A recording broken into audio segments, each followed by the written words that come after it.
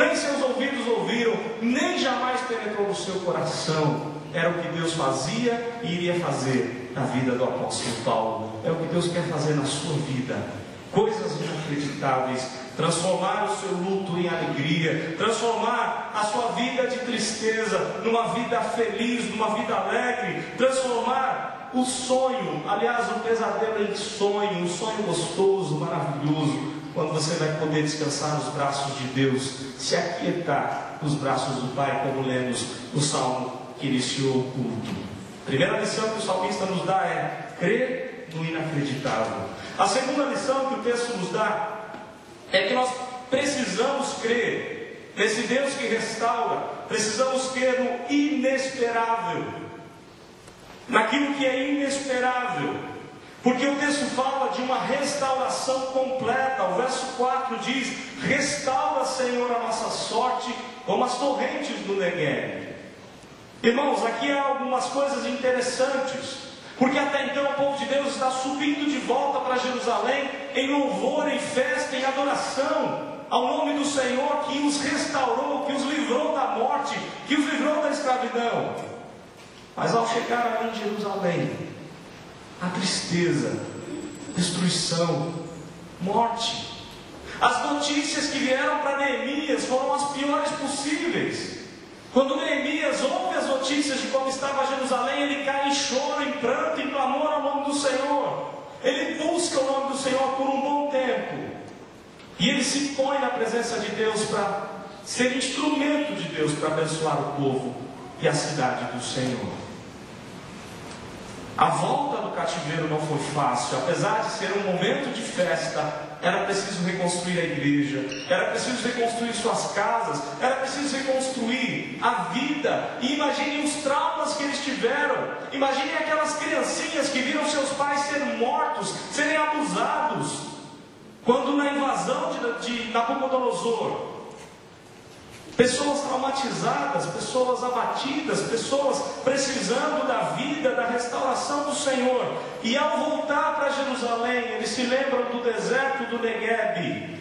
Um deserto, eles se lembram de que Deus um dia restaura o deserto do Negueb. E o pedido é, o clamor é: Senhor, restaura a nossa vida como as torrentes do Negueb.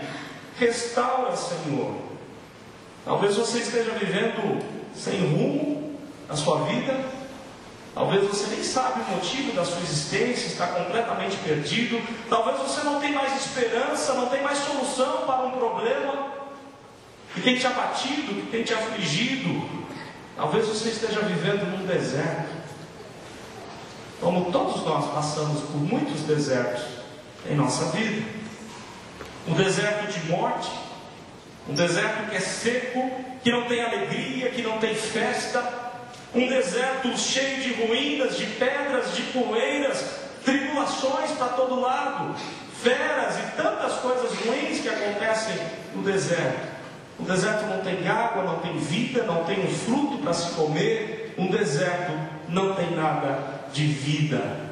Talvez você esteja vivendo nesse deserto. Mas o que Deus quer fazer com a sua vida é de restaurar, como Ele faz com o deserto do Negueb. Quando começa a chover no norte de Israel, todo inverno, as placas ali no sul, na região do deserto, dizem: cuidado com a inundação. E talvez passando por ali, muitos turistas podem até dar risada: imagina, isso aqui não vai inundar nunca. É um deserto, nem quase que chove. É o sul de Israel, ali uma região muito árida, muito seca. Quando vem as águas do norte, as águas invadem aquele deserto e transformam o deserto num belo jardim. O primeiro ponto que eu disse é que Deus pode transformar o seu pesadelo em sonho. O segundo é que Deus pode transformar o seu deserto num jardim florido. E é isso que Deus tem para a sua vida.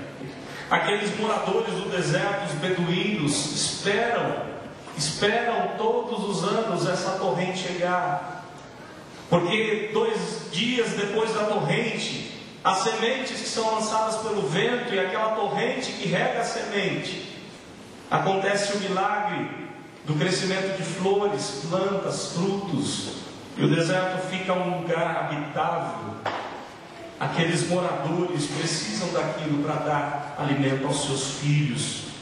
Jesus é um rio de água viva. Certa vez Davi, caminhando pelo deserto, o Senhor falou ao coração de Davi.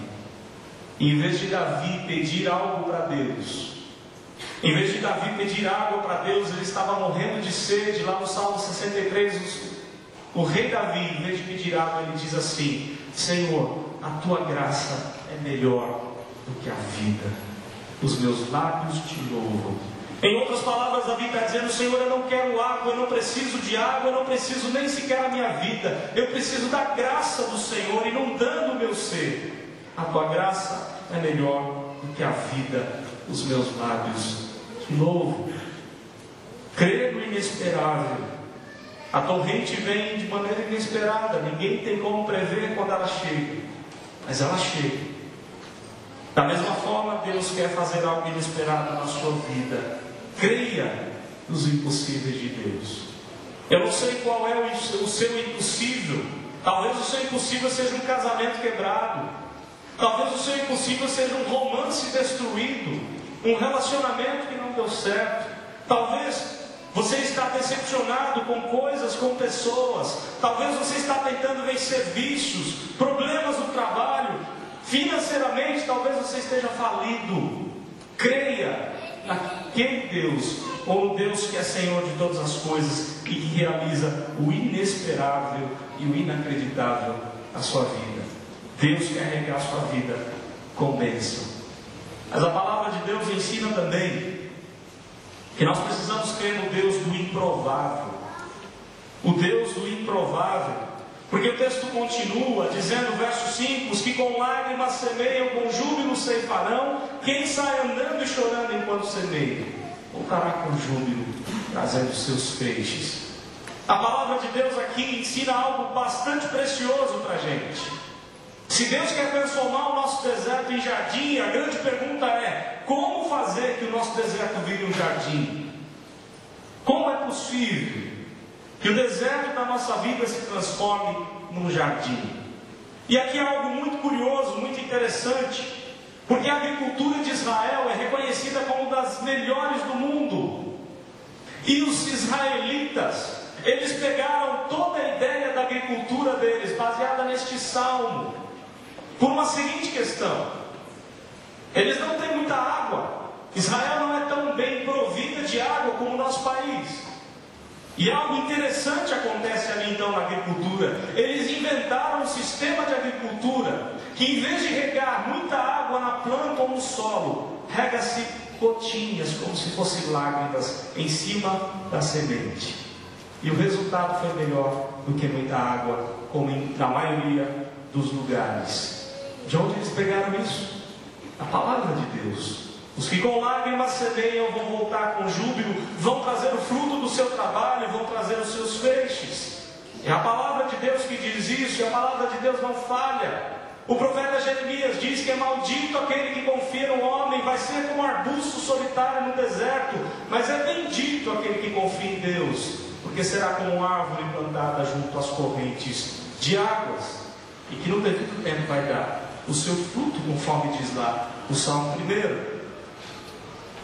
Mas algo mais interessante aqui ainda nesse texto, ou nesse verso, o texto ensina algo para a gente.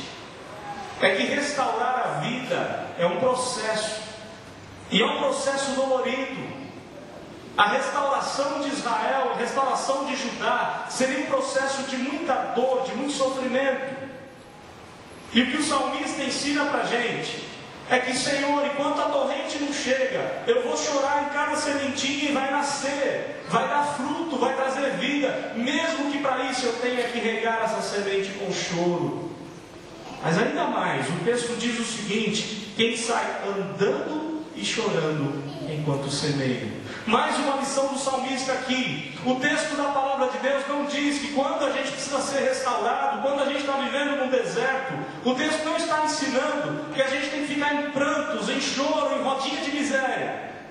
Mas é andar e chorar, é trabalhar e chorar, é confiar em Deus, mesmo com choro, com clamor, com se derramar na presença de Deus em súplica. Mas é fazer a nossa parte, é não se abater, porque o texto diz: quem sai andando e chorando enquanto semeia, vai voltar com júbilo, com alegria, trazendo o fruto do seu trabalho. Eu não sei qual a sua atitude em meio à tribulação. Para a maioria, quando o deserto chega, quando a tribulação chega, a tendência é se fechar no quarto, não querer a ajuda de ninguém, não querer conversar com ninguém. A nossa tendência é cair numa depressão, como fez Elias, e se esconder de todo mundo e procurar a primeira caverna. Quantos de nós estamos escondidos nas cavernas da vida? Porque não temos andado e chorado, não temos confiado no Senhor, num Deus que faz o improvável, mesmo que seria improvável reconstruir Israel, reconstruir Judá. Judá foi reconstruída sim, porque o povo não só ficou em prantos, o povo chorou sim, mas o povo trabalhou, o povo serviu ao Senhor a ponto de, no tempo de Neemias, eles oravam, trabalhavam e ainda ficavam armados, porque os inimigos estavam à espera, procurando uma brecha para acabar com a obra realizada por Neemias. Eles não pararam a obra, mesmo com choro, com dores. A reconstrução dói, e dói bastante, mas é preciso ser feita. Não adianta fugir do seu problema, não adianta querer fugir do seu deserto. Chore, ande e lembre-se das palavras do Senhor Jesus: no mundo tereis aflições, mas tende bom ânimo, eu venci o mundo. Jesus está ao nosso redor, Jesus é aquele que rega a nossa vida. E o texto ensina que a gente precisa então regar as sementes com o nosso choro. O que é interessante é que, se você parar para pensar nesse texto, o texto ensina uma perseverança muito séria, uma perseverança confiante no Senhor. E a palavra perseverança é maravilhosa e aparece diversas vezes na Bíblia. A palavra perseverança é a ideia de uma sementinha que foi jogada num solo completamente sem condições de crescer, de dar vida.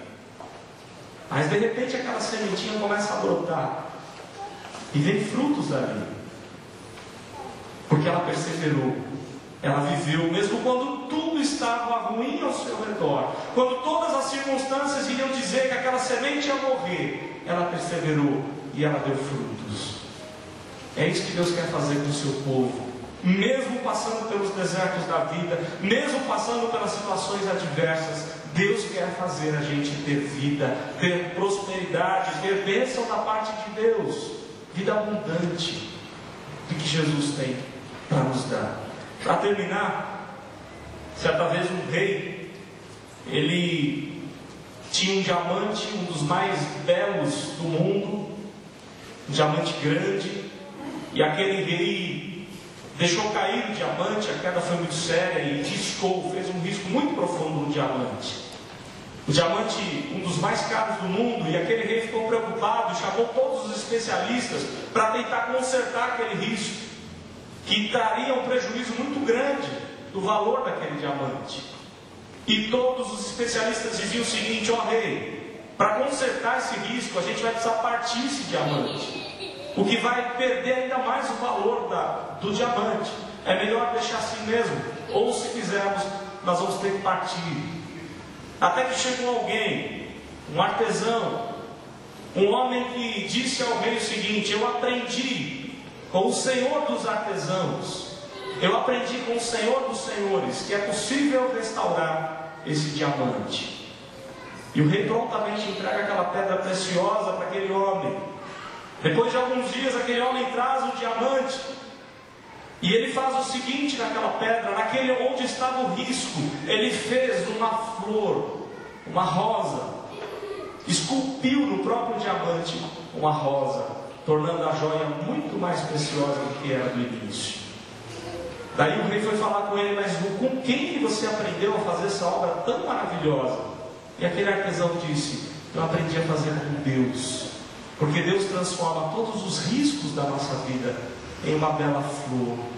Deus transforma todas as situações adversas num campo florido, em paz, em alegria. Eu não sei qual a situação que você está vivendo. Talvez você esteja vivendo num momento muito difícil da sua vida, mas nunca esqueça que há um Deus que restaura, e quando Ele restaura, Ele traz plena alegria. Mas que o caminho da restauração é um caminho dolorido, envolve lágrimas. Mas não desanime, continue andando, chorando, confiando em Deus, e você vai voltar com júbilo, trazendo o fruto das bênçãos de Deus na sua vida. Que Deus nos abençoe nessa nossa caminhada aqui na terra. Coral Jovem.